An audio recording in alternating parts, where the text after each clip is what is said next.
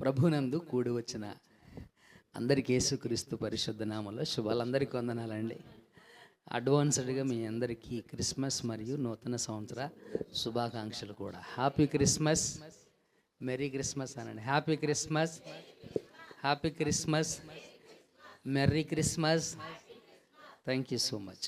దేవుని వాక్యాన్ని మనం ధ్యానం చేసుకుందాం మిత్రులరా. మార్కు సువార్త 20వ వచనం, మొదటి అధ్యాయం.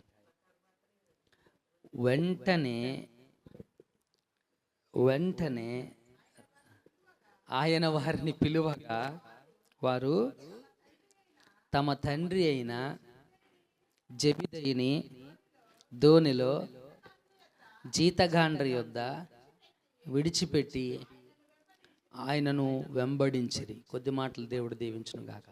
రాధాకృష్ణ కొంచెం ఇటు జరుపుతాను.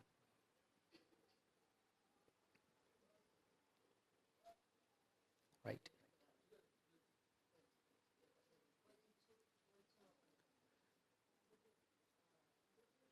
స్క్రీన్ కనపడుతున్నానా? ఇటు తిప్పుకోవచ్చు. Right, thank you. మనం మార్కు సువార్తను ధ్యానం చేస్తూ ఉంటున్నాం.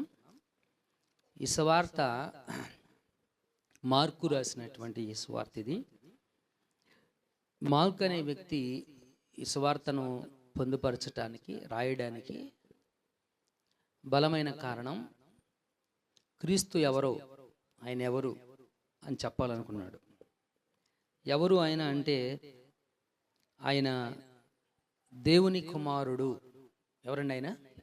దేవుని కుమారుడు అనే సత్యాన్ని తను ఆడియన్స్ అంటే ఎవరైతే ఈ పత్రికను చదువుతున్నారో ఆ చదివే వారందరికీ కూడాను క్రీస్తు దేవుని కుమారుడు అనే సత్యాన్ని చెప్పేటువంటి ప్రయత్నమే ఈ పుస్తకంలో ఉన్నటువంటి ప్రధానమైనటువంటి అంశం. మొదటి అధ్యాయంలో మనం చాలా పాఠాలు నేర్చుకుంటా వచ్చాము. దాదాపు 20 పాఠాలు మనం నేర్చుకున్నాం. ఇది 21వ పాఠం అనుకుంటాను బహుశా. మిత్రులారా, మనం 16 నుంచి 20 వరకు మన టెక్స్ట్, మన పాఠం. ఈ పాఠంలో మనం ఇప్పటి వరకు ఏమేమి నేర్చుకున్నాము అంటే దేవుని పిలుపును గురించి మనం నేర్చుకున్నాం. శిష్యత్వము అనే సబ్జెక్టులో మనం నేర్చుకుంటూ దాంట్లో మొదటిగా దేవుని పిలుపుని మనం తెలుసుకున్నాం. దేవుడు రక్షణ పొందుటకు అందరినీ పిలిచాడు. అయితే పిలిచినటువంటి వారిలో కొందరిని సావుకులుగాను, కొందరిని బోధకులుగాను, సంఘ క్షేమాభివృద్ధి కొరకు దేవుని పిలుపు తను పనిలో తను వాడుకోవడానికి, మందను కాయడానికి కాపర్లుగాను, ఇలా పలు రకాలుగా దేవుని పిలుపు అనేటువంటిది ఉంది అనేటువంటిది మనం చూసాం. దేవుని పిలుపు, నీ విషయంలో దేవుని పిలుపు ఏంటి, నా విషయంలో దేవుని పిలుపు ఏంటి? మిమ్మల్ని దేవుడు ఎందుకు పిలిచాడు? రక్షణ పొందుటకు, నిత్య జీవం పొందుటకు దేవుడు పిలిచాడు. అయితే పిలుపుని మనం అర్థం చేసుకోవాలి. దేన్ని అర్థం చేసుకోవాలంటే పిలుపు. దేవుడు ఎందుకు పిలిచాడు ఏంటనేటువంటిది మనం అర్థం చేసుకోవాలి. దేవుని పిలుపుని మనము గ్రహించాలి, తెలుసుకోవాలి. అది ఎంతైనా ఆవశ్యం. పిలుపు అంటే ఏదో ఎంతో విచిత్రమో కాదు, అర్థం కాని సబ్జెక్ట్ కూడా ఏమీ కాదు. చాలా ఉదాహరణలు చెప్పే పిలుపు గురించి. బాబుడ్రా వచ్చాడు, ఏంటి అంకుల్ అని అడుగుతాడు. పలానా పని చేయి అని చెప్తాం, అంతే కదా. పిలిచింది ఎందుకు? ఏదో ఒక పని చెప్పడానికి, అవును కదా. కాబట్టి కొంతమందిని దేవుడు నిత్యజీవం కొరకు, అంటే అందరినీ నిత్యజీవం కొరకే దేవుడు పిలిచాడు. నిత్యజీవం కొరకు పిలిచినటువంటి వారిలో ప్రత్యేకమైనటువంటి పిలుపు ఒకటి ఉంది. నాది ప్రత్యేకమైన పిలుపు. ఏంటి నా పిలుపు? సేవ చేయడం, పరిచర్య చేయడం, ఆయనకు సేవ చేయడం, సంఘానికి కాపరిగా ఉండడానికి దేవుడు నన్ను పిలిచాడు. ఏదో నేను అనుకొని ఈ పని చేస్తే నాకు డబ్బులు బాగా వస్తాయి, జీతం వస్తుంది, అన్నీ ఉంటాయి అని అనుకుని వచ్చినటువంటిది కాదు మిత్రులారా. ఇట్స్ గాడ్స్ కాల్, దేవుని యొక్క పిలుపు. కాపరిగా ఉండడానికి దేవుడు నన్ను పిలిచాడు. అని ఇక్కడ పిలుపుని అర్థం చేసుకోవాల్సినటువంటి అవసరం ప్రతి విశ్వాసికి కూడా ఉంది. ప్రతి విశ్వాసి కూడాను అది తెలుసుకోవాలి. ఎలా తెలుసుకోవాలి? ప్రార్థించు,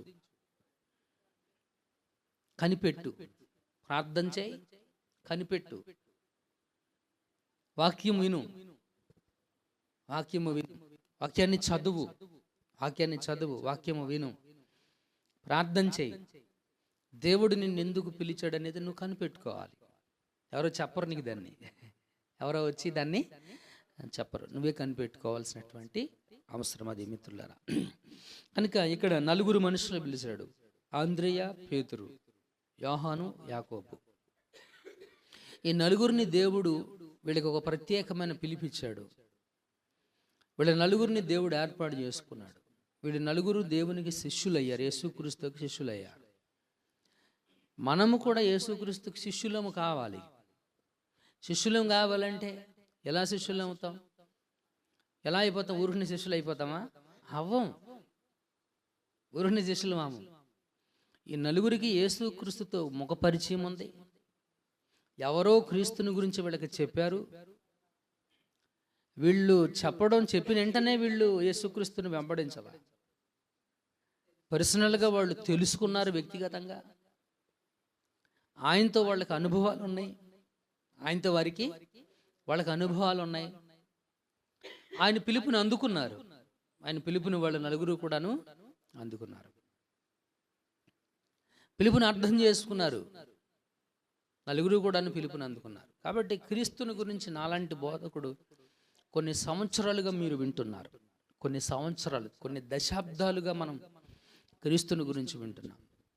ప్రశ్న, క్రీస్తుకు శిష్యులమయ్యామా లేదా అనేది ప్రశ్న. క్రీస్తుకు శిష్యులమయ్యామా లేదా అనేది ప్రశ్న. శిష్యుడు అంటే ఏం చేస్తాడు? శిష్యుడు ఏం చేస్తాడు? అసలు నేర్చుకుంటాడు. గురువు దగ్గర నేర్చుకుంటాడు. గురువు ఎలా జీవించాడో, గురువు ఎలా నడుచుకుంటున్నాడో, గురువు ఎలా చెప్పాడో అలాగే చేస్తాడు. పిల్లల్ని చూడండి, మీరు చిన్నపిల్లలు ఉంటారు స్కూల్లో. వాళ్ళు ఏదైనా అక్షరాన్ని వంకటంకరగా రాశారనుకో, అరే ఇది ఎలా కాదు ఇలా అని చెప్పామనుకో, వాడు ఏమంటాడు? మా మేడం మాకు ఇలాగే చెప్పింది, మేము ఇదే చేస్తూ ఉంటారు. నీకు అర్థమైందా? మా టీచర్ మాకు ఇలాగే చెప్పింది, మేము ఇదే చేస్తూ ఉంటారు. నువ్వు చెప్పినా వినరు, నేను చెప్పినా, ఎవరు చెప్పినా వినరు వాళ్ళు. అవునా కదా? టీచర్ ఏం చెప్పాడో విద్యార్థి అదే అనుసరిస్తాడు. అదే మనం క్రీస్తుని వెంబడించాలి, క్రీస్తుని అనుసరించాలి, క్రీస్తుని మనం అనుసరించాలి. So let us going to learn. గత వారం ఇంకా నేర్చుకున్న వీళ్ళు వృత్తి, జాలర వృత్తి అని. వీళ్ళ వృత్తి ఏంటండి? చేపలు పట్టడం. జాలర వృత్తికి, శిష్యత్వానికి, యేసుక్రీస్తు శిష్యుడికి చాలా దగ్గర సంబంధం ఉంది. అంటే అపోస్తులత్వానికి లేదా కాపరి పనికి చాలా దగ్గర సంబంధాలు ఉన్నాయి. జాలరి చేపలు పడతాడు, శిష్యుడు మనుషులను పడతాడు. మనుషులను పట్టడం అంటే మభ్యపెట్టో, మాయ చేసో, మంత్రాలేసో చేయడం కాదు. సత్యాన్ని చెప్పడం అంతే. సత్యాన్ని ప్రతి మనిషికి చారవేయడం, చెప్పడం గమనించాల్సినటువంటి విషయం ఇది. అలాగే జాలరి వల వేస్తాడు. శిష్యుడు ఏం చేస్తాడు అంటే పరలోక రాజ్యాన్ని గూర్చినటువంటి సువార్త చెప్తాడు. అంతే కదా? సముద్రంలో వేయి వలను పోలి ఉంది. ఎవరు? పరలోక రాజ్యం. పరలోక రాజ్యం అనే వల వేస్తాడు. దాని గురించి విన్నటువంటి వారు, విశ్వసించిన వారు దాంట్లోకి వెళతారు. నమ్మనటువంటి వారు నరకానికి పోతారు. నమ్మని వారు ఎక్కడికి పోతారు? నరకానికి. నమ్మకపోతే నరకానికి పోతామా అంటే పోతాం. హాఫ్ మార్కులో ఉద్యోగం పోవట్లేదా? హాఫ్ మార్క్, అవునా కదా? అర మార్కులో ఉద్యోగం పోయినటువంటి వాళ్ళు చాలామంది. నాకు బాగా తెలిసినటువంటి ఒక కుర్రోడు కళ్ళచెరువు దగ్గర 2 సార్లు ఎంఆర్ఓకి ట్రై చేసినప్పుడు, ఎంఆర్ఓ ఎగ్జామ్స్లో గ్రూప్ 2 అనుకుంటా, అదేనా? గ్రూప్ 2 ఎగ్జామ్స్లో 2 సార్లు అటెంప్ట్ చేసినప్పుడు అర మార్కులో 2 సార్లు పోయింది. అర మార్కే ఉద్యోగం పోద్దంటే మరి పోయింది. నమ్మకపోతే నరకానికి వెళ్తా ఉంటే పోతావు. దాంట్లో ఆశ్చర్యపడాల్సినటువంటి అవసరం ఏమీ లేదు. కనుక ఇది గమనించవలసినటువంటి విషయం మిత్రులారా. కాబట్టి ఇక్కడ శిష్యత్వానికి జాలరికి ఉన్నటువంటి దగ్గర సంబంధాలు, సిమిలర్ క్వాలిటీస్ అనేటువంటి వాటిని మనము చూసాం మిత్రులారా. ఇక్కడ యేసు మార్గం, అక్కడ వాళ్ళు పడవలో వెళ్ళి చేపలు పట్టాలి, ఇక్కడ వీళ్ళు యేసు మార్గంలో నడిచి మనుషుల్ని పట్టాలి. వీళ్ళు నడవాలి, అర్థమవుతుందండి? వాళ్ళు పడవలో వెళ్ళాలి కదా, అట్లాగే వీళ్ళు యేసు మార్గంలో నడిచి, అది అంటే నడవకుండా వల వేయటం ద్వారా చేపలు పడవు, అర్థమవుతుందా? సముద్రంలోకి వెళ్లకుండా వాళ్ళు వేస్తే చేపలు ఏం పడతాయి? పడవు అనే కదా వెళ్ళాలి. అలాగే ఇక్కడ యేసు మార్గంలో నడిచి సువార్త ప్రకటించాలి. అప్పుడు పరలోక రాజ్యం అనేటువంటి వల వాటి మీద పడుతుంది, వారు దేవుని రాజ్యాన్ని చేరుకోవడానికి అవశ్యము ఉంటుంది మిత్రులారా. కనుక గమనించాల్సినటువంటి విషయం ఇది. సిమిలర్గా ఉన్నటువంటి క్వాలిటీస్ అనేటువంటివి మనం నేర్చుకున్నాం మిత్రులారా. అయితే ఇక్కడ మనకి గమనిస్తూ ఉన్నట్లయితే యేసుక్రీస్తు నా వెంబడి రండి, నా వెనకాల రమ్మన్నాడు.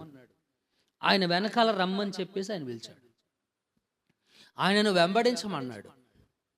మీరు అది చేయండి, ఇది చేయండి, అది చేయండి అని చెప్పాలి. అందుకే యేసుక్రీస్తు is not a dictator. Dictator అంటే ఏంటి? దాని అర్థం వాడు చెయ్యడు, అందరి చేత చేపిస్తాడు, అర్థమవుతుందండి? చెయ్యడు. ఆ వ్రతం చేయండి, ఈ వ్రతం చేయండి, అది చేయండి, ఇది చేయండి, ఆడు చేయడు, మీ చేత చేయిస్తాడు. అది డిక్టేటర్. కానీ యేసుక్రీస్తు అలాంటి వాడు కాదు. ఫాలో మీ అన్నాడు ఆయన. ఆయనను ఫాలో అవ్వమన్నాడు, ఆయనను అనుసరించమన్నాడు, ఆయనను వెంబడించమన్నాడు. మీరు ఇది చేయటం కాదు, నేను ఎలా నడుచుకున్నానో, ఎలా ప్రవర్తించానో, నా వెనకాల పడి రండి మీరు, నా వెనకాల పడి రండి మీరు అని చెప్పాడు ఆయన. నిన్న ఒక చిన్న వీడియో చూసా. ఒక గొర్రెల కాపరి గొర్రెల మందం తోలుకుని వచ్చాడు. పెద్ద కాలం ఉంది, గొర్రెలన్నీ అక్కడ ఆగిపోయినాయి. ఎలా వెళ్ళాలో తెలియట్లేదు. వాడు కాపరి ఏం చేశాడంటే దాంట్లో దూకాడు, ఆయన వెనకాల ఇంకొకటి దూకింది. ఇక మొత్తం అన్నీ కూడా ఆయన అనుసరించుకుంటూ బయటికి వెళ్ళిపోయినాయి. చాలా ఆశ్చర్యం అనిపించింది అది. రియల్గా సేమ్ థింగ్. క్రీస్తుని అనుసరించు, నువ్వేం చేయాల్సిన పని లేదు. ఆయన ఎలా జీవించాడో, ఆయన ఎలా నడుచుకున్నాడో అలా అనుసరించు. వెంబడించమని వారికి పిలుపునిచ్చాడు. నా వెంబడి రండి అని పిలుపునిచ్చాడు. వస్తే ఈయన ఏం చేస్తానన్నాడు? మనుషులను పట్టు జాలర్లుగా చేస్తానన్నాడు. ఏ జాలర్లుగా? మనుషులను బట్టే జాలర్లుగా చేస్తానన్నాడు. తర్వాత వచ్చిన చాలా బాగుంది. వెంటనే ఏం విడిచిపెట్టారండి? వలలు విడిచి ఆయనను వెంబడించి. ఇది అద్భుతమైనటువంటి మాట అండి. వెంటనే వారు తమ వలలను విడిచి ఏం చేశారు? వాళ్ళు ఆయనను వెంబడించరు. They have left something. వాళ్ళు విడిచిపెట్టేశారు. ఒక చోట పేతురు అడుగుతాడు యేసుక్రీస్తుని, సమస్తము విడిచిపెట్టాం నీ కోసం అన్నారు. పేతురు అంటాడు, ఏమంటాడండి? సమస్తాన్ని నీ గురించి మేము విడిచిపెట్టేశాం అంటాడు. దేనికి విడిచిపెట్టారు వలలు? వీళ్ళు వలలు దేనికంటే అసలు అది వాళ్ళ జీవనోపాధి, వారి కుటుంబ పోషణ. ఏమండి? కుటుంబ పోషణ. వీళ్ళు వలలు విడిచిపెట్టింది దేనికోసం? పొట్టకూటి కోసమా? గమనించాల్సినటువంటి విషయం. చాలామందికి పాస్టర్ గారు అంటే, సావుకుడంటే, క్రైస్తవులంటే చులకన. ఏంటండి అది? చులకన. ఎంత చులకన అంటే హీనంగా చూస్తారు, చాలా హీనంగా చూస్తారు. అది ఆశ్చర్యాన్ని కలిగిస్తూ ఉంటుంది. సావుకుడంటే పట్టుకూటు కోసం వచ్చినవాడని, తిండి కోసం వచ్చిన వాడని. అర్థమవుతుందండి? ఒక పూట మీరు పెట్టేటువంటి భోజనం ద్వారా పాస్టర్ గారు జీవితకాలం ఆరోగ్యంగా ఉండడు. అర్థమవుతుందండి? ఒక పూట మనం పెట్టే భోజనం ద్వారా పాస్టర్ గారు జీవితకాలం ఆరోగ్యంగా ఉండడు. జీవితాంతం సరిపోద్దా ఒక పూట పెట్టేదానికి? గమనించాల్సినటువంటి విషయం. ఎవరో ఒక ఆవిడ అందంట, ఎదురుమండి మోజెస్ గారు ఒక ప్రాంతానికి వాక్యం చెప్పడానికి వెళితే వాక్యం చెప్పినటువంటి రోజున ఒక ఆవిడ చక్క ప్రేమతో పిలిచి భోజనం పెట్టిందంట. సరే, భోజనం పెట్టిన తర్వాత ఆయన భోజనం చేసి ప్రార్థన చేసి వెళ్ళాడు. మరలా తర్వాత సంవత్సరం మరలా వచ్చాడు. గత సంవత్సరం నాకు ఒక ఆవిడ భోజనం పెట్టింది, అసలు ఎలా ఉందో ఏంటో చూద్దాము, ఒకసారి పలకరించి చూద్దాము అని చెప్పేసి మంచి ఆతిథ్యం ఇచ్చింది, మంచి పరిచర్య చేసింది ఆవిడ, ఎంతో ప్రేమ చూపించిందని చెప్పేసి వెళితే బయటేమో ఇంటి తలుపులు వేసి ఉన్నాయి. పిల్లోడు ఆడుకుంటుంటే, బాబు మీ మమ్మీ డాడీ ఎవరు లేరా అని అడిగితే ఆడు గబగబా లోపలికి వెళ్ళి, అమ్మా పోయిన సంవత్సరం ఎద్దు తిన్నట్టు తిన్నాడు అన్న చూసావా, కుప్ప తిన్నాడని వచ్చాడు, కుక్కలు తిన్నాడు సంథింగ్ ఏదో తిన్నాడని చెప్పావు కదా, ఆయన వచ్చాడు అని చెప్పాడు అంట వాడు. చూడండి, ఇటువంటి నీచమైనటువంటి బుద్ధి కలిగినటువంటి విశ్వాసులు, చాలా ఆశ్చర్యాన్ని అసహ్యాన్ని కలిగించేటువంటి తత్వం అది. వీళ్ళు క్రీస్తును వెంబడించారు, సమస్తం విడిచిపెట్టేశారు, వలలు విడిచిపెట్టేశారు. ఎందుకంటే ఆ జాలరి పనే వాళ్ళకి సమస్తం. ఆ జాలరి పనే వాళ్ళకే వారి బిడ్డల్ని పోషించుకోవడానికి, వారి భార్యలను పోషించుకోవడానికి, సంరక్షించుకోవడానికి, వారి కుటుంబాన్ని పోషించుకోవడానికి సమస్తం ఆ జాలరి పనే. జాలరి పని చేస్తేనే వాళ్ళకి తిండి.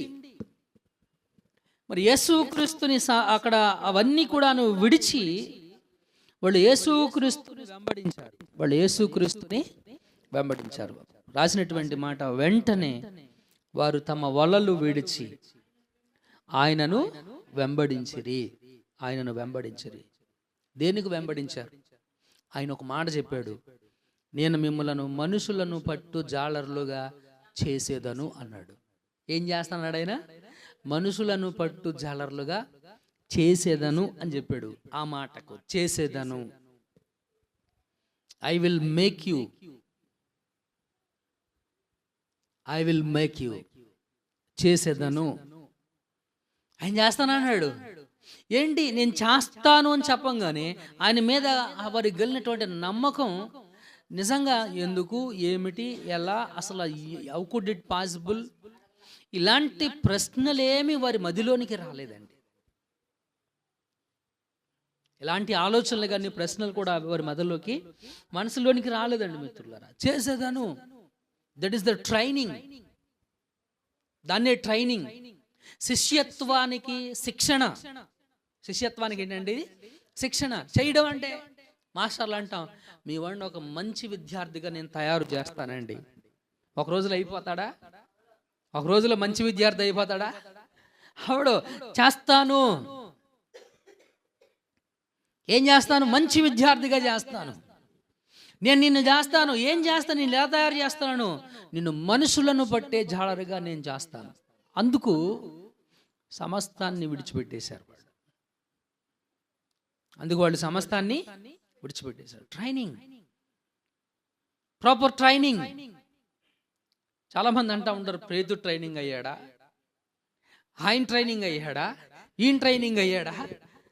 ఏమండి, గమనించవలసినటువంటి విషయం, సేవ చేయడానికి must be trained up.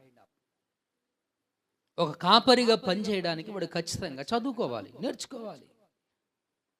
Bible కాలేజీకి వెళ్ళాలి, కాలేజీలో చదువుకోవాలి, వాక్యం అంటే ఏంటో తెలుసుకోవాలి, దాని చరిత్ర, పుట్టు పూర్వోత్తరాలు, వెనక ముందు, వాట్ ఈజ్ వాట్ అనేటువంటిది తెలుసుకోవాలి.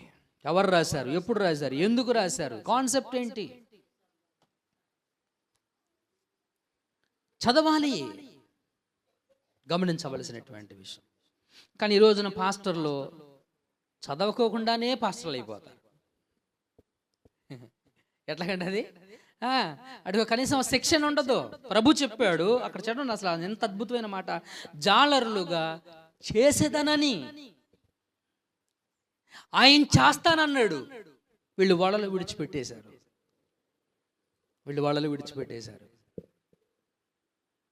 And they followed. ఆయన ఆయనను వెంబడించారు, ఆయన దగ్గర నేర్చుకున్నారు. వెంబడించడం అంటే ఏంటి? వెంబడించడం అంటే ఆయన చెరువులోకి వెళ్తే చెరువులోకి, లేకపోతే ఆయన గెచ్చమని తోటలోకి వెళ్తే గెచ్చమని తోటలకి వెనకాల పడి నడిచేలేరా? ఏమండి అదా వెంబడించడం అంటే? నువ్వు నేర్చుకున్నారు, ఆయన దగ్గర నేర్చుకున్నారు. They have trained under the Christ. వాళ్ళు క్రీస్తు యొక్క ఆధీనములో, క్రీస్తు యొక్క అధికారం క్రింద వాళ్ళు నేర్చుకున్నారు మిత్రులారా, వాళ్ళు నేర్చుకున్నారు. 28వ అధ్యాయం మత్తయి సువార్త పక్కనే ఉంటుంది. 19వ వచనం ఏం చెప్పిందో చదవండి మిత్రులారా. కాబట్టి మీరు వెళ్ళి ఏం చేయమన్నాడు? ట్రైనింగ్ అయిపోయింది. ఏమైపోయింది? ట్రైనింగ్ అయిపోయింది. 3.5 years ట్రైనింగ్ అయిపోయింది. ప్రాక్టికల్ మినిస్ట్రీ మొత్తం అంతా కూడా ట్రైనింగ్ అయిపోయింది. ట్రైనింగ్ అయిపోయింది. ఇప్పుడు అంటున్నాడు, కాబట్టి ఇక మీరు వెళ్ళి సమస్త జనులను ఏం చేయమన్నాడు? సమస్త జనులను శిష్యులుగా చెయ్యుడి. సమస్త జనులను ఏం చేయమన్నాడు? శిష్యులుగా చేయమన్నాడు. ఎవరిని చేయమన్నాడు? శిష్యులుగా. సమస్త జనులను శిష్యులుగా. ఇక మీరు చేయండి, నేను మిమ్మల్ని చేశాను, మీరు వెళ్ళి మీరు సమస్త జనులను శిష్యులుగా చేయండి. ఎవరికి శిష్యులుగా? యేసు క్రీస్తుకు శిష్యులుగా చేయమన్నాడు. హల్లెలూయా, మహిమ దేవునికి కలుగును గాక. అటు ప్రభునందు ప్రియమైనటువంటి దేవుని సంగమా, ఇక్కడ ఉన్నటువంటి మిమ్మల్ని అందరినీ క్రీస్తు శిష్యులుగా చేయడమే క్రీస్తు నాకు అప్పగించినటువంటి పని. ఇక్కడ ఉన్నటువంటి మిమ్మలను క్రీస్తుకు శిష్యులుగా చేయడమే క్రీస్తు నాకు అప్పగించినటువంటి పని.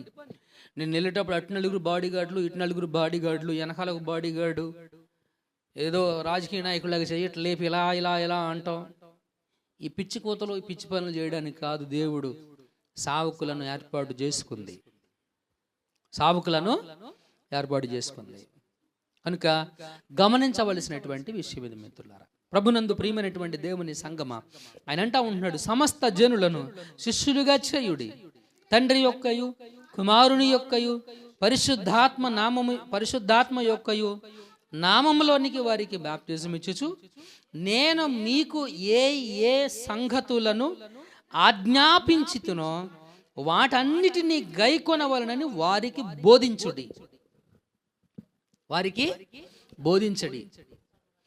నేను మీకు చెప్పాను కదా కొన్ని విషయాలు, నేను మీకు నేర్పించాను కదా కొన్ని సంగతులు. మీరు ఏమైతే నేర్చుకున్నారో, ఏమైతే చూశారో, ఏమైతే అలవర్చుకున్నారో వాటన్నిటినీ కూడాను మీరు ప్రజలకు బోధించండి. వాళ్ళ చేత పాలేరుతనం చేయించుకోండి అలా. అర్థమవుతుందండి? విశ్వాసుల చేత మీరు ఇంట్లో మీ బట్టలు ఉక్కించుకోండి, మీ కాళ్ళు నొక్కించుకోండి, మీ జుట్టు పట్టించుకోండి, మీ మూతులు గడిగించుకోండి. ఈ పిచ్చి పనులు చేయమని దేవుడు చెప్పలా. అర్థమవుతుందా? అవి కాదు దేవుడు బోధించినటువంటి విషయాలు. మా పాస్టర్లు ఏం చేస్తారు తెలుసా? మీకు బిస్కెట్ వేస్తారు. సావుకుడికి పరిచర్య చేస్తే దేవుడు ఆశీర్వదిస్తాడమ్మా. ఏం చేస్తాడంట? మామూలు క్రీమ్ బిస్కెట్ కాదు ఇది. మీరు పరిచర్య చేసేది దేనికి అంటే దేవుడు ఆశీర్వదిస్తాడని. దేవుడు కాలు తీసేస్తాడమ్మా అంటే చేస్తారా?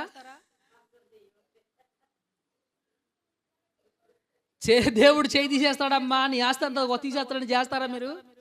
ఎవరు చేయరు. ఇక్కడ మీకు ఇచ్చే బిస్కెట్ అది, మీకు ఇచ్చే బిస్కెట్ అది. సో ప్రియులరా, నన్ను గమనించాల్సినటువంటి విషయం, నన్ను అర్థం చేసుకోవడానికి ప్రయత్నం చేయండి కూడా. నా ఉద్దేశం పరిచర్య చెయ్యొద్దు అనేటువంటిది నా ఉద్దేశం కాదు. అలాంటి మాటలకు మోసపోవద్దు. పరిచర్య నీ పర్సనల్, నీ మనసులో ఉండాలి. అది ఏంటండి? అది ఇంటికి వచ్చినటువంటి మనిషికి గౌరవంతో నువ్వు మంచిలు ఇస్తావు. ఇంటికి వచ్చినటువంటి మనిషికి గౌరవంతో ఏదైనా తీసుకొచ్చి పెడతావు. టీ తాగుండానో, కాఫీ తాగుండానో కుర్చీ వేసి కూర్చోబెడతావు. మరి అది పరిచర్య కాదా? పరిచర్య కాదా అది? అంతే. ఇంకా ఎక్స్టర్నల్గా ఏం చేయాలి? అది నీ హృదయంలో ఉండాలి, అంతే తప్ప మీ చేత మీకు బోధించి దాన్ని, మీకు చెప్పి దాన్ని మీ చేత మేము చేయించుకోవడం అనేది అది దుర్మార్గం. ఏంటది? దుర్మార్గం. పేతురు రాసినటువంటి పత్రిక, పేతురు రాసినటువంటి పత్రిక 5వ అధ్యాయం 1వ వచనం నుంచి, తోటి పెద్దను, క్రీస్తు శ్రమను గూర్చిన సాక్షిని, బయలుపరచబోడబోవు మహిమలో పాలివాడనైన నేను మీలోని పెద్దలను హెచ్చరించుచున్నాను. పెద్దలంటే పాస్టర్స్. ఎవరండి వాళ్ళు? సర్వెంట్ ఆఫ్ గాడ్, దేవుని సేవకుడు. మీ తోటి పెద్దను, మీ తోడి దాసుడను, సేవకుడను, రాబోవు క్రీస్తు శ్రమలో సాక్షిని, రాబోవు మహిమలో పాలివాడనైన నేను మీలో పెద్దలందరినీ కూడా హెచ్చరిస్తున్నాను. బలిమి చేత కాక, దేని చేత ఇది? బలిమి చేత కాక. దేని చేత కాదు ఇది? బలిమి చేత కాక. ఇది గుర్తుపెట్టుకోవాల్సిన అంశం. ఇది పరిచర్య. అది నువ్వు మందిరంలో చేసినా, మీ ఇంటికి వచ్చినప్పుడు చేసినా, పరిచర్య అనేటువంటిది ఒక మనిషికి నువ్వు అందించేటువంటిది, ముఖ్యంగా ఒక సావుకునికి నువ్వు చేసేటువంటి పరిచర్య, అది నీ హృదయంలో నుంచి రావాలి. కానీ మిమ్మల్ని బలవంత పెట్టి మీ చేత మేము చేయించుకోకూడదు. అర్థమవుతుందండి? అది నీ మనసులో ఉంటే నువ్వు ఎలాగైనా చేస్తావు. అసలు మనసులో లేకోకుండా చేస్తే మిమ్మల్ని ఆశీర్వదిస్తాడు దేవుడు. చేయటం వల్ల అది మీకు దీవెన. మీరు చెయ్యండి, మీరు చెయ్యండి, మీరు అది చెయ్యాల్సిందే, మీరు చెయ్యండి. ఈ విధమైనటువంటి బలవంతపు ప్రేరణను విశ్వాసుల మీద సావుకుడు అనేటువంటి వాడు రుద్దకూడదు. పరిశుద్ధ వాక్యం చెప్పింది, యేసుక్రీస్తు పరిచర్య చేయించుకోవడానికి రాలేదు, పరిచర్యను చెయ్యడానికి ఆయన వచ్చాడు అని. శిష్యులు పరిచర్య బలవంతంగా చేయించుకోలేదు. పేతురు గాని, యోహాను గాని, ఆంద్రియ గాని, యాకోబు గాని బలవంతంగా చేయించుకోలేదు. వాళ్ళు ఏం చేశారు అని అంటే, మిత్రులరా, వారికి చెయ్యబడినటువంటిదంతా కూడాను వారి వారి ఇష్ట ప్రకారము, వారి మనసు ప్రకారము వాళ్ళు సేవ అనేటువంటిది చేయడం అనేటువంటిది జరిగింది మిత్రులారా. కనుక గమనించాల్సినటువంటి విషయం ఇది. అది మీ హృదయంలో ఉందనుకోండి, పర్వాలేదు, మంచిదే. అది దేవుడు చూస్తాడు. మేము చెప్తే చేయడాయన దేవుడు మీ హృదయాలను చూసి, మీ మనసును చూసి, మీరు చేసిన దాన్ని చూసి మీకు చేస్తాడు ఆయన ప్రతిఫలం. అందుకని అంటాడు, హెబ్రీలకు రాసినటువంటి పత్రిక చదవండి ఒకసారి. హెబ్రీలకు రాసినటువంటి పత్రిక 10వ వచనం 6వ అధ్యాయం. మీరు చేసిన కార్యమును, మీరు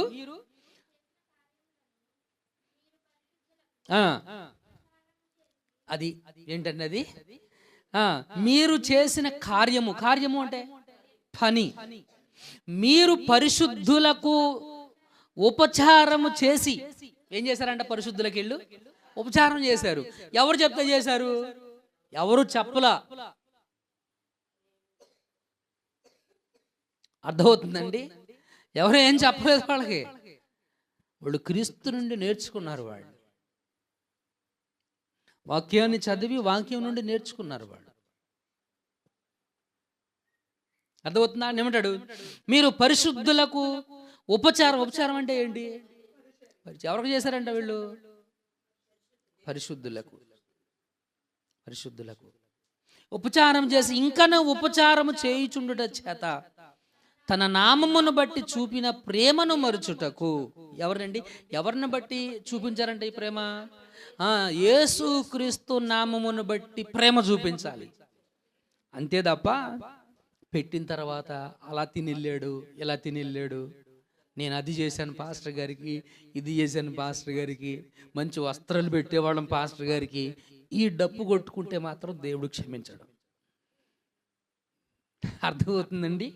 నువ్వు చేసిన పని దేవుడు అంటాడు, నీ కుడి చేత్తో చేస్తే ఎడమ చేయికి తెలియకూడదు అంటాడు ఆయన. కానీ చేసిన తర్వాత మనమే డోలక్ వేసుకుంటాం, మనమే డోలక్ కొట్టుకుంటాం. మేము అది చేసాం, మేము ఇది చేసాం, ఫ్యాన్ మీద మా పేరు ఉండాలి, కుర్చీ మీద మా పేరు ఉండాలి. అది నువ్వు దేవునికి ఇచ్చావా, నాది అని ఇంక నువ్వు చెప్పుకుంటున్నావా చర్చిలో? మళ్ళీ పేర్లు కూడా ఎందుకు మళ్ళీ మధ్యలో? ఫ్యాన్ల మీద పేర్లు, కుర్చీల మీద పేర్లు, టేబుల్ మీద పేర్లు. ఈ పోవాలండి, ఈ పోవాలి. మనకు లేవులేండి, మనకు లేవు, మనకు ఉన్నాయి అని అంటలేదు, మనకు లేవు. దేవుని కృపది, దేవుని కృపది. హల్లెలూయా, హల్లెలూయా. ప్రభునందు ప్రియ మిత్రులారా, జ్ఞాపకం చేసుకుందాం మిత్రులారా. అంటాడు, అదే అన్నా అక్కడ అంటాడు, అక్కడ పరిశుద్ధులకు యేసుక్రీస్తు నామమును బట్టి మీరు చూపించినటువంటి ప్రేమను ఎలా చూపించారు? ఏం చేసి చూపించారు ప్రేమని? పరిచర్య చేసి ప్రేమను చూపించారు. పరిచర్యం చేసి ప్రేమను చూపించారు. మీరు చేసినటువంటి ప్రేమను మరుచుటకు దేవుడు అన్యాయస్తుడు కాదు. మర్చిపోవడానికి దేవుడు అన్యాయస్తుడు కాదు. కాబట్టి మీరు ఏది చేసినా క్రీస్తు ప్రేమను చూపించేటప్పుడు, ఏదైనా ఒక ఉపచారము చేసేటప్పుడు మనుషుల్ని బట్టి కాదు, దేవుని నామమును బట్టి మీరు చూపించేటువంటి ప్రేమ దేవుడు మర్చిపోడు. దేవుడు మర్చిపోడు. మర్చిపోవడానికి ఆయన అన్యాయస్తుడు కాదు. అది గుర్తుపెట్టుకోవాలి. అలా ఉపచారం చెయ్యాలి కానీ ఇక్కడ అన్నట్టుగా పేదరుగా బలిమి చేత కాదు, దేవుని చిత్త ప్రకారమును ఇష్టపూర్వకముగాను దుర్లభాపేక్షతో కాక, పేతురుపత్రిక, సిద్ధ మనసుతోను మీ మధ్యనున్న దేవుని మందను పై విచారణ చేయుచు దానిని కాయుడి. ఏం చేయమన్నాడు? దాన్ని ఏం చేయమన్నాడు? సంఘాన్ని కాయమన్నాడు. కాయిస్తూ ఏం చేయమన్నాడు? పై విచారణ. అంటే ఏంటి? మీరు ఏదైనా చేసినప్పుడు అడిగేటువంటి హక్కు కాపరికి ఉంటుంది. ఎందుకు ఎలా చేశారని అడిగే హక్కు. అప్పుడు మీరు నువ్వోడు మమ్మల్ని అడగటానికి అనండి, అంతేనా? నువ్వోడు మమ్మల్ని అడగడానికి, అది మా ఇష్టం. నువ్వెవడు మమ్మల్ని అడగటానికి? That's not good. అది కాదు మిత్రులారా, గమనించాల్సినటువంటి విషయం. కాబట్టి ఇది దేవుడు అప్పగించినటువంటి పని. వీళ్ళనే యేసుక్రీస్తు పిలిచి, క్రీస్తు వీళ్ళకి ట్రైనింగ్ ఇచ్చాడు. నేను మీకు ఏ ఏ సంగతులను ఆజ్ఞాపించి తినో, నేను ఏం చెప్పాను మీకు చేయమని, మీకు ఆజ్ఞాపించబడినటువంటి వాటన్నిటినీ కూడా ప్రజలకు బోధించండి. వాళ్ళ చేత బలవంతంగానో లేకపోతే వాళ్ళని మభ్యపెట్టో, మాయ చేసో, దీవెనల పేరుతోనో లేకపోతే ఆశీర్వాదాల పేరుతోనో వాడు మీ చేత వెట్టి చాకరీ చేయించుకోవడం కాదు సేవకుడు చేయాల్సినటువంటి పని. అర్థమవుతుందండి? వెట్టి చాకరీ చేయించుకోవడం కాదు సేవకుడు చేయాల్సినటువంటి పని. గమనించాల్సినటువంటి విషయం అది. That is what the scripture is talking to us. Yesukristu వాక్యము, యేసుక్రీస్తు మాట మనకు సెలవిస్తున్నటువంటిది. ఏ పాస్టర్ గారు వాడు బట్టలు వాడు ఉతుక్కోలేదా? ఉతుక్కోలేడా? పాస్టర్ గారు ఉన్నారుగా, ఉతుక్కుంటారుగా. సంఘస్థులు ఉతకటం ఏంటి? వాళ్ళ ఇంట్లో బోళ్ళు వాళ్ళు తోముకోలేరా? తోముకోవాలి. మళ్ళీ పక్కన వాళ్ళు పిలిచి పని చేయించుకోవడం దేనికి? దానికి పేరేంటంటే ఆశీర్వాదం, దీవెన. వీటికి మీరు మోసపోకండి మిత్రులారా. వాళ్ళకి చేస్తేనే నేను మిమ్మల్ని ఆశీర్వదిస్తానని దేవుడు ఎక్కడా చెప్పలా. ఆవిడెవరు? సారేపత్తు విధవరాలు. చేసింది ఎవరో చెప్తే చేయలా. అర్థమవుతుందండి? ఎవరో ఆయన బలవంతంగా చెప్పి చేపించుకోలేదు, బలవంతంగా చెప్పి ఏమీ చేపించుకోలేదు. ఆవిడ చేసింది, ఆవిడ మనసులో ఉంది, చేసింది. దేవుడు ఆమె మనసును చూశాడు. 3.5 సంవత్సరాలు ఆవిడని పోషించాడు. దేవుడు చూశాడా? లేకపోతే ఈయన ఏమైనా ఏలియా ఏమైనా ఆవిడికి ఏమైనా ఇచ్చాడా? గాడ్. అందుకే యాకోబు రాసినటువంటి పత్రిక ఏం చెప్పిందో తెలుసా మిత్రులారా? యాకోబు రాసినటువంటి పత్రిక 1వ అధ్యాయం 16వ వచనం, నా ప్రియ సహోదరులారా మోసపోకుడి. ఎవరు వీళ్ళు? నా ప్రియ సహోదరులారా. ఏమవద్దన్నాడు? మోసపోకుడి. మోసపోకుడి. మోసం చెయ్యడం ఎంత నేరమో మోసపోవడం కూడా అంతే నేరం, అంతే నేరం. కాబట్టి నువ్వు మోసపోవద్దు. నువ్వు మోసపోకుండా ఉండడానికి ఈ మాట చెప్పాడు. చదువు దాని కంటిన్యూషన్. శ్రేష్టమైన ఏంటిది? ఏంటిది? ఏంటిది? శ్రేష్టమైన, మరి చెప్పండి ఏంటది? శ్రేష్టమైన ఏంటది? ప్రతి ఈవియు, చెప్పండి ఏంటది? ఎటువంటి ఇవంటది? శ్రేష్టమైన ప్రతి ఈవి, ప్రతి దీవెన, ప్రతి ఆశీర్వాదం, సంపూర్ణమైన ఏంటంటే ఏంటిది? సంపూర్ణమైన ప్రతి వరము, ప్రతి వరము పర సంబంధమైనదై. దేనికి సంబంధించింది? భూ సంబంధమైనది కాదు. ఇది భూ సంబంధమైనది కాదు. ఇది ఏ సంబంధమైనటువంటిది? పర సంబంధమైనదై జ్యోతిర్మయుడగు తండ్రి యొద్ద నుండి. ఎవరి దగ్గర నుంచి అండి అది? జ్యోతిర్మయుడగు. నేను అశ్వినిని దీవిస్తున్నాను, నెక్స్ట్ ఇయర్ ఆవిడకి మంచి వివాహం జరగాలి. అయిపోద్ది అంటారా? Who am I? నేనెవరండి ఫూలిష్ పిలో?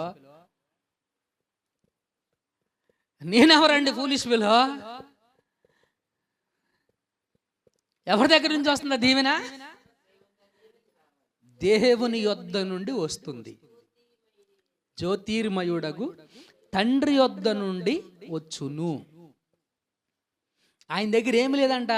ఆయన మనసు గురించి చెప్పాడు. అందుకని ఆయన యందు ఏ చంచలత్వములైనను గమనము వలన కలుగు ఏ ఛాయ అయినను లేదు. అర్థమైంది? ఆయన ఎలాంటి వాడంట? ఆయన చంచలత్వమైనను గమనము వలన కలుగు ఏ ఛాయ అయిన లేదు. సునీల్ కుమార్ రికమెండ్ చేస్తే ఆయన దీవించడో. మీకు అర్థమైందా? లేకపోతే మనం అంటాం కదా పెద్ద పాస్టర్ అని, ఆ పెద్ద పాస్టర్ గారు రికమెండ్ చేస్తే ఆయన దీవించడు. అర్థమైందా? అలా దీవించేవాడు కాదు దేవుడు. ఇందాక మనం చదువు ఎబ్రీ పత్రికలో, నువ్వు చేసిన ఉపచారము, నువ్వు చేసిన ఉపచారాన్ని ఎవరు చూస్తున్నారంట? దేవుడు. మరి దీవించేది ఎవడో? దేవుడే. కాబట్టి సునీల్ కుమార్ దేవుడు దీవించాలనుకున్నప్పుడు సునీల్ కుమార్ వెళ్ళి ఆ అమ్మాయి మంచిది కాదు, మీరు ఎందుకు ఇస్తున్నారు అని చెప్తే దేవుడు అవుతాడా? At foolish we are. ఎవరండి? మనుషుల చేతుల్లో ఏదో మహత్యం ఉందని నమ్మేటువంటి మనం, మనుషుల చేతుల్లో ఏదో మాయ ఉందనేటువంటి నమ్ముతున్నటువంటి మనం మారాల్సిన అవసరం చాలా ఉందండి మిత్రులారా. పరిశుద్ధ వాక్యం చెప్పింది యెహోవా ఆశీర్వాదం. ఎవరు ఆశీర్వాదం అంటే అది? ఏలియా ఆశీర్వాదం, లేకపోతే ఇర్మియా ఆశీర్వాదం, అపోస్తలుడైన పౌలు ఆశీర్వాదం, సునీల్ కుమార్ ఆశీర్వాదం, ఐశ్వర్యాన్ని ఇస్తుందని చెప్పింది ఆ వాక్యం. ఎవరు ఆశీర్వాదం అంటే అది? యెహోవా ఆశీర్వాదము ఐశ్వర్యాన్ని కలుగు చేస్తుంది. బట్ మందను కాచేటువంటి వాడు, బలవంతంగా మంద చేత పెట్టి చాకరీ చేయించుకునేటువంటి వాడు దుర్మార్గుడు. వాడు దేవుని సేవకుడు కాదు. సాధ్యమైనంత మేరకు మందకు పరిచర్యే చేయాలి. హల్లెలూయా. దేవునికి మహిమ కలుగును గాక. కాబట్టి అయితే మీరేం చేయాలి? మా సంగతి బాగానే ఉంది, బాగానే చెప్పుకున్నారు పాస్టర్ గారు మీ గురించి, మేము చెయ్యాలి, మీరు చెయ్యాలని. మీరేం చేయాలి? మీకు సాధ్యమైనంత మట్టుకు మీ తోటి వారికి పరిచర్య, మందిరంలో కానీ మీ ఇంటికి వచ్చినప్పుడు కానీ అందరికీ కూడాను పరిచర్య చెయ్యాలి. మీరు కూడా అలాగే ఉండాలి. పాస్టర్ గారు ఎలాగ ఉండాలో మీరు కూడా అలాగే ఉండాలి. మీరు కూడా అలాగే పరిచర్య చేయాలి. పరిచర్య బలవంతంగా చేయించుకోకూడదు. బలవంతంగా పరిచర్య అనేటువంటి దాన్ని చేయించుకోకూడదు మిత్రులు. ఇక్కడ పరిశుద్ధ వాక్యం మనకు అదే చెప్తుంది. వాళ్ళు విడిచిపెట్టేశారు వాళ్ళలో. ఎందుకు విడిచిపెట్టారు అని అంటే మిత్రులారా, ఆయన చెప్పాడు ఒక మాట, ఆయన ఒక ప్రామిస్ చేశాడు అక్కడ. నేను మిమ్ములను మనుషులను పట్టు జాలర్లుగా చేస్తానని చెప్పాడు. ఆయన చేస్తానన్నాడు. ఆయన చేస్తానన్నటువంటి మాటకు ఏం చేస్తానన్నాడు? మనుషులను పట్టు జాలర్లుగా చేస్తానన్నాడు. ఆయన చేస్తానన్నటువంటి మాటకి వీళ్ళు ఏం చేశారంటే వాళ్ళ వలలన్నిటినీ కూడా విడిచిపెట్టేశారు. విడిచిపెట్టి ఎవరిని వెంబడించారు? ఆయనను వెంబడించారు. They followed Christ. అంటే ఆయన వెంబడించడం అంటే ఏంటి? క్రీస్తు దగ్గర నేర్చుకుంటున్నారు, శిష్యులుగా ఉన్నారు, క్రీస్తు దగ్గర నేర్చుకుంటున్నారు. ప్రియమిత్రులారా, మనందరం ఇదిగో నేను బోధకుడు నేనంత మాత్రాన నేను మీ మీద ప్రభుత్వాలు రూల్ చేసేటువంటి ఆ వ్యక్తినేమీ కాదు. We are learners under the scripture. మనము ఈ వాక్యము నుంచి నేర్చుకొని ఈ వాక్యాన్ని అనుసరించబద్ధులమై ఉన్నాం. హల్లెలూయా, మహిమ దేవుని కలుగునుగాక. కాబట్టి ప్రియమిత్రులారా, గమనించవలసినటువంటి విషయం ఇది. మనందరం కూడా తెలుసుకోవలసినటువంటి అంశం ఇది మిత్రులారా. మనం ఈ వాక్యం నుంచి నేర్చుకోవాలి. మన ప్రమాణం వాక్యం. మన ప్రమాణం ఏంటండి? వాక్యం. వాక్యమే మన ప్రమాణం. మనుషులెన్నో ఈ మధ్యకాలంలో పాస్టర్ గారు వ్రతాలు నిష్టలు కూడా చెప్తా ఉంటున్నారు. ఏంటయ్యి వ్రతాలు నిష్టలో? పాస్టర్ గారు, నాకు ఈ సమస్య ఉందండి. అమ్మా 40 రోజులు ఉపవాసం ఉండు. వ్రతం చేయాలి 40 రోజులు, లేదా 10 రోజులు ఉపవాసం ఉండు, 3 రోజులు ఉపవాసం ఉండి ప్రార్థన చేయి.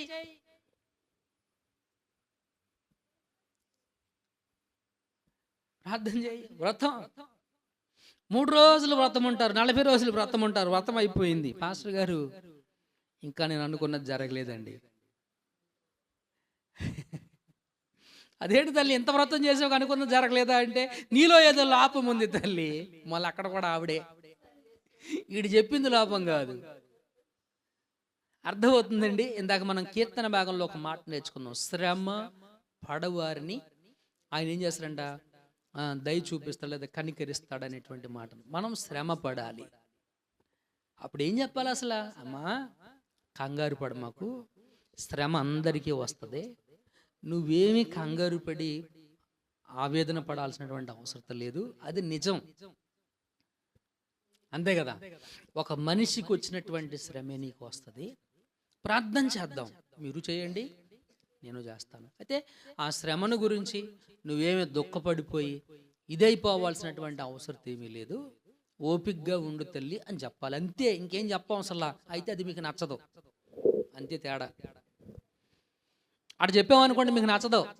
ఎందుకు నచ్చదంటే, నయమాను కోరుకున్నట్లుగా పాస్టర్ గారు ఏదో నూనె వేస్తాడు, ఎలీషా ఏదో నూనె వేస్తాడు, మాయ చేస్తాడు, మంత్రం చేస్తాడు, ఏమీ చేయలేదు, కనీసం కిందకు కూడా రాలేదు. ఈ విధమైనటువంటి ఎక్స్పెక్టేషన్స్ మన దగ్గర ఉంటాయి. అవేవి ఉండవాడా? నీకు ఏదన్నా ఇబ్బంది కలిగిందా? ఇబ్బందిలో ఉండు, నష్టం ఏముంది? చచ్చిపోతావా? మంచిదేగా, చచ్చిపోతే పరలోకం వెళతాం, ఇంకేంటి? అంతే కదండి. చచ్చిపోతామా? అంతకు మించి ఇంకేముంటది? చావుకు మించినటువంటి శ్రమ ఇంకేమైనా ఉందా? పడు, కొంతకాలం ఓపికగా ఉండు. కీర్తన భాగం చదవండి ఒకసారి. అక్కడ ఏమంటాడు దావీదు? ఇందాక మనం చదివిన కీర్తన 18వ కీర్తన 27వ వచనం. శ్రమపడు వారిని, ఎవరినంట శ్రమపడడం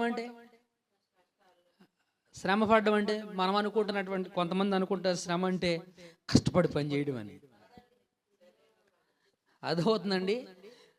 ఆ విధమైనటువంటి శ్రమ కాదు. నీకు, నీ దగ్గరకు, నీ జీవితంలో నీకు వచ్చినటువంటి శ్రమ. ఫైనాన్షియల్గా ఇబ్బంది పడుతున్నావు, పడు. అనారోగ్యంతో బాధపడుతున్నావు, అది శ్రమేగా. ఏమండి? పడు. మెడిసిన్ వాడు. ప్రార్థన చేయి, మెడిసిన్ వాడు. నువ్వే వ్రతం చేయాల్సిన అవసరం ఏమీ లేదు. అర్థమవుతుందండి? వ్రతం వల్ల దేవుడు మారతాడు అనుకోవడం తప్పది. గమనించాల్సినటువంటి విషయం ఏంటంటే, అది వ్రతాల వల్ల దేవుడు మారి నాకేదైనా చేస్తాడు అని అనుకోవడం తప్పు. మనం గతంలో ఒక మాట, ఎక్కడో ఒక అంశం మనం నేర్చుకున్నాం. రమణక్కోల ఇంటి దగ్గర కూడిక పెట్టినప్పుడు ఈ 10,000 తలాంతులు అప్పున్నటువంటి వాడు 30 లక్షల రూపాయల అప్పు, అంతే కదా, 30 లక్షల పైన రూపాయల అప్పు. వీడిని దేవుడు ఎంత కట్నంగా అడిగాడు, నీ భార్యను, నీ బిడ్డల్ని, నిన్ను నువ్వు, నీ ఆస్తిని అమ్మేసుకొని నా డబ్బులు నాకు కట్టమన్నాడు. ఎంత కఠినంగా ఉందా మాట? అంత కఠినంగా అడిగిన వాడు ఒక్క ప్రార్థనకు మనసు మార్చుకున్నాడు, వ్రతానికి కాదు. అవునా కదా? వాడు అడిగాడు, అయ్యా నేను కట్టలేను, ఏదో ఒక విధంగా నేను చెల్లించేస్తాను, నన్ను క్షమించమని అడిగాడు. The prayer helped him. Prayer helped him. ప్రార్థన సహాయం చేసింది. ఎవరండి? ప్రార్థన సహాయం చేసింది. వ్రతం కాదు, వ్రతం కాదు. ఫాస్టింగ్ ఉండొద్దనా? అలా నేను చెప్పట్లా. ఉండు. దేనికోసం? నీ ఆధ్యాత్మిక ఎదుగుదల కోసం ఉండు, నీ ఆత్మీయ ఎదుగుదల కోసం ఉండు. ప్రార్థన, నువ్వు ఫాస్టింగ్ ఉన్నప్పుడు దేవునితో గడుపు. దేంతోనండి? దేవునితో గడుపు. నువ్వు విస్తారమైన పనులు పెట్టేసుకొని ఉపవాసం ఉండి నీ పనికి నువ్వు వెళ్ళి నీ జీవనోపాధి కోసం నువ్వు వెళ్ళిపోయి నీ జీవనోపాధి కోసం కష్టపడి దేవునితో గడపకుండా ఊరికి అన్నం మానేస్తే ఉపయోగం ఏంటి? నయా పైసా ఉపయోగం లేదు. యు వాంటెడ్ టు ఫాస్ట్, నువ్వు ఉపవాసం ఉండాలనుకుంటున్నావా? ఉండినప్పుడు దేవునితో గడుపు, ప్రార్థనలో, వాక్య ధ్యానంలో గడుపు. హల్లెలూయా, మహిమ దేవునికి కలుగును గాక. కాబట్టి ప్రియ మిత్రులారా, గమనించవలసినటువంటి విషయము ఇక్కడ ఏం చెప్పాడు అని అంటే, మిత్రులారా, పరిశుద్ధ వాక్యములో హీ ట్రైన్ ద పాస్టర్స్, ఆయన తన శిష్యులకు ట్రైనింగ్ ఇచ్చాడు. అక్కడ వెంబడించండి, నేను మిమ్మల్ని చేస్తాను అని చెప్పినప్పుడు వారు తమ సమస్తమైనటువంటి వలలు విడిచి క్రీస్తును వెంబడించారు. క్రీస్తు వాళ్ళకి బోధించాడు, వాళ్ళకి నేర్పించాడు. గమనించండి, ముగించుకుందాం మనం. 2 తిమోతి 3:15, 2 తిమోతి 3వ అధ్యాయము 15వ వచనం. 2 తిమోతి 3వ అధ్యాయము 15వ వచనం ఏం చెప్పిందో చదవండి. ఆ విశ్వాసము ద్వారా, అమ్మ 2 తిమోతి 3:15, క్రీస్తు యేసునందు ఉంచవలసిన విశ్వాసము ద్వారా రక్షణార్థమైన జ్ఞానము నీకు కలిగించుటకు శక్తిగల పరిశుద్ధ లేఖనము బాల్యము నుండి నీవు ఎరుగుదువు గనుక నీవు నేర్చుకొని రూఢి అని తెలుసుకొన్నవి ఎవరి వలన నేర్చుకుంటావో ఆ సంగతి తెలుసుకొని వాటి యందు నిలకడగా ఉండమన్నాడు. వేటి యందు? నువ్వు రూఢిగా తెలుసుకొని నేర్చుకున్నటువంటి వాక్యమందు నిలకడగా ఉండమన్నాడు. దేని మీద నిలకడగా ఉండాలి? వాక్యమందు నిలకడగా ఉండాలి. 15వ వచనం అక్కడ పైన 6వ వచనం చదవండి. 6వ వచనం తల్లి 10. అయితే నీవు నా బోధను, నా ప్రవర్తనను, నా ఉద్దేశమును, నా విశ్వాసమును, నా దీర్ఘశాంతమును, నా ప్రేమను, నా ఓర్పును అంతియొక్కయు, ఇకోనియా, లుస్త్రా అను పట్టణములో నాకు కలిగినటువంటి హింసలను, ఉపద్రవములను తెలుసుకొనిన వాడవై నన్ను వెంబడించితివి. అట్టి హింసలను సహించి తిని గాని వాటన్నిటిలో నుంచి ప్రభువు నన్ను అద్భుతం ఏం చేశాడంట? వాటన్నిటినీ, అది కదా మనం చెప్పాలి. పాస్టర్ గారు నేను ఇబ్బంది పడుతున్నాను వచ్చినటువంటి విశ్వాసకి ఏం చెప్పాలి? సహించమని చెప్పాలి. అది కదా వాక్యం మనకు బోధించింది. ఈ వ్రతం చేయమని చెప్పడం ఏంటి? 7 వారాలు పెట్టుకోండి, 8 వారాలు పెట్టుకోండి, 10వ వారం ఏమవుతుంది? ఈ 10 వారాల లోపు మాయ అయిపోద్ది. ఏమన్నా అది మెజిషియన్ చేస్తారు కదా మాయ. ఈ లోపల మాయ ఏమైనా జరిగిద్దా? ఏమీ జరగదు. నువ్వు మోసపోతావు, అదొకటి జరిగిద్ది. ఏం జరిగిద్దండి? నువ్వు మోసపోతావు, అదొకటి జరిగిద్ది. అంతకుమించి ఇంకేమీ జరగదు. తిమోతితో పౌలు చెబుతున్నటువంటి మాటలు, అయ్యా నువ్వేం చేశావు? అయితే నీవు నా బోధ, నా ప్రవర్తన, నా ఉద్దేశం, నా విశ్వాసము, నా దీర్ఘశాంతం, నా ప్రేమ, నా ఓర్పు, నాకు అంతియోకాలో, ఇకోనియాలో, లుస్త్రాను పట్టణాల్లో నాకు కలిగిన హింసలు, వీటన్నిటిని నువ్వు దగ్గరుండి చూసావు. వీటన్నిటిని నువ్వు దగ్గరుండి చేసావు. ఇవన్నీ నేర్చుకున్నావు నా దగ్గర. అయితే ఈ ఉపద్రవాలన్నింటిలో నేనేం చేశాను? సహించా సహించా సహించా సహించా సహించాలి. That should I teach you. నేను మీకు బోధించాల్సినటువంటి సందేశం అదే, సహించండి అని. యేసుక్రీస్తు దగ్గర ఉన్నప్పుడు వీళ్ళకి ఏమి శ్రమలు రాలేదా? నేర్చుకునేటప్పుడు, ట్రైనింగ్ అయ్యేటప్పుడు వచ్చినాయి. They also faced some. వాళ్ళు కూడా కొన్ని బహురహాలైనటువంటి శ్రమలు వాళ్ళు ఎదుర్కొన్నారు మిత్రులారా. కనుక ప్రభునందు ప్రియ మిత్రులారా, జ్ఞాపకం చేసుకోండి, సమృద్ధి జీవం సంఘ సభ్యులమైనటువంటి మనం క్రీస్తును వెంబడించేవారిగా ఉండాలి. క్రీస్తును వెంబడించేవారిగా ఉండాలి. క్రీస్తును వెంబడించేటువంటి వారికి శ్రమలు ఉంటాయి, ఉండకుండా ఉండవు. అవి ఎటువంటి శ్రమలు అనంటే, బయట లోకానికి ఉన్నటువంటి శ్రమలు, నీకున్నటువంటి శ్రమలు, అతీతమేమీ కాదు. నీకు ఎక్కువ వచ్చి వాళ్ళకి తక్కువేం రావు. వాళ్ళు ఎటువంటి ఫేస్ చేస్తారో మీరు కూడా అటువంటి. వాళ్ళకి ఆర్థిక సమస్య, మీది ఆర్థిక సమస్య, మీది ఆరోగ్య సమస్య, వాళ్ళది ఆరోగ్య సమస్య. ఇంతకు మించినటువంటి శ్రమ ఇంకేమీ కూడాను ఉండదు. న్యాచురల్గా ప్రతి మనుషుడు ఫేస్ చేసేటువంటి శ్రమే ఉంటుంది. అయితే వాడు సహించలేడు, నువ్వు సహించాలి. ఏంటది? అన్యుడు సహించలేడు, నువ్వు సహించాలి. శ్రమలను సహించి దేవుని రాజ్యానికి మనం వెళ్ళాలి. కనుక క్రీస్తు అలా జీవించాడు.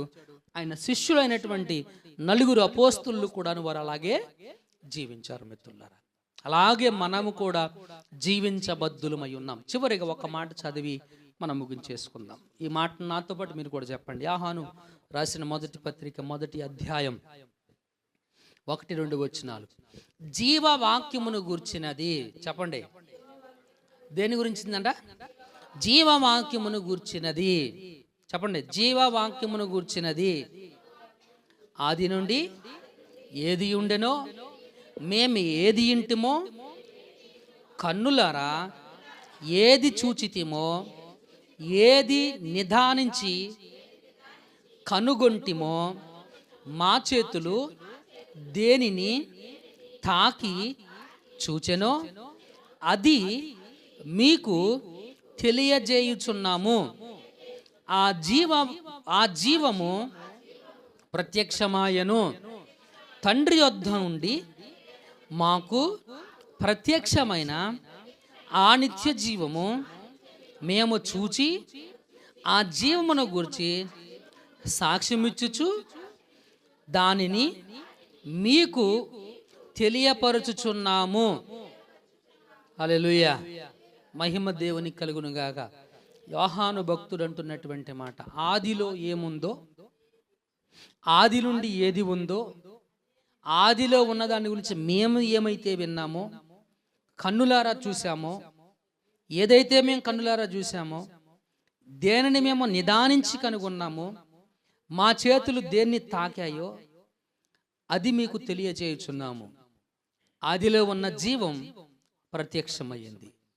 ప్రత్యక్షమైనటువంటి ఆ నిత్య జీవాన్ని మేము చూసాం. ప్రత్యక్షమైన నిత్య జీవాన్ని మేము చూసాం. ఆ జీవమును గురించి, ఆదిలో ఉన్న జీవం ప్రత్యక్షమైంది, ప్రత్యక్షమైన జీవాన్ని మేము చూసాము. మేము చూసినటువంటి ఆ నిత్య జీవాన్ని మీకు మేమేం చేస్తూ ఉంటున్నాము అనంటే సాక్ష్యం ఇచ్చుచు దాన్ని మీకు మేము తెలియపరుచున్నాము. ఆ జీవమును గురించి మేము సాక్ష్యం ఇవ్వాలి, మీకు తెలియపరచాలి.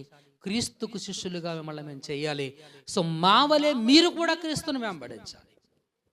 మేము వెంబడించకుండా మీరు వెంబడించండి అని అంటే అది వర్కౌట్ అయ్యే పని కాదు, అది జరిగే పని కాదు మిత్రులారా. కనుక లెట్ us ఫాలో క్రైస్ట్. క్రీస్తుని మనం వెంబడించేటువంటి వారిగా మనం ఉందాం. కృప దేవుడు మనకు తోడించి నడిపించును గాక.